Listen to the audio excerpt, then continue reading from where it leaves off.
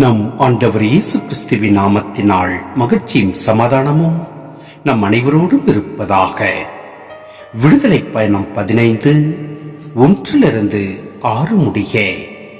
அப்போது மோசேயும் இஸ்ரேல் மக்களும் ஆண்டவரை புகழ்ந்தேத்தி பாடிய பாடல் வருமாறு: ஆண்டவருக்கு நான் புகழ் பாடுவேன், ஏனெனில் அவர் மாட்சியுடன் வெற்றி பெற்றார்.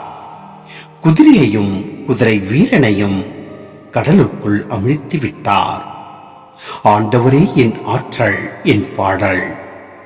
அவரே என் விடுதலை, என் கடவுள். அவரை நான் புகழ்ந்தேத்துவேன். அவரே என் மூதாதையரின் கடவுள். அவரை நான் ஏத்தி போற்றுவேன். போரில் வல்லவர் ஆண்டவர். ஆண்டவர் என்பது அவர் பெயராம். பார்வோனின் தேர்களையும் படையையும் அவர் கடலில் தள்ளிவிட்டார். அவனுடைய சிறந்த படைத்தலைவர்கள் செங்கடலில் அமிழ்த்தப்பட்டனர். ஆழங்களில் அவர்கள் கல்லை போல் முழுகி போயினர். ஆழங்கள் அவர்களை மூடிக்கொண்டன.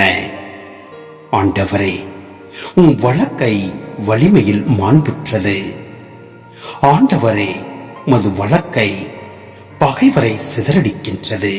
சிந்தனை: நம் ஆண்டவர் ஆற்றல் மிக்கவராகவும் வலிமை வாய்ந்தவராகவும் திகழ்கின்றார். ஆம், நாம் ஆண்டவரில் நம்பிக்கை வைத்து செயல்படுகின்ற போது எப்படிப்பட்ட கஷ்டங்கள், துன்பங்கள், வேதனைகள், இடர்பாடுகள் ஏற்படினும் நம் ஆண்டவர் நம்மை ஒருபோதும் கைவிடார்.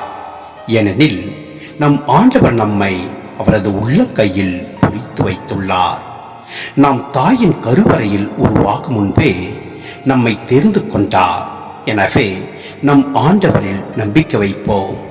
விசுவாசத்தோடு நாம் செயல்படுவோம். அந்நீரை வரவேற்று விருந்தோம்பல் செய்வோம். அனைவரிடத்திலும் அன்பு கொண்டு வாழ்வோம். அப்பொழுது எல்லாம் வல்ல இறைவன் நம்மை நிறைவாய் ஆசீர்வதிப்பார். ஆமென்.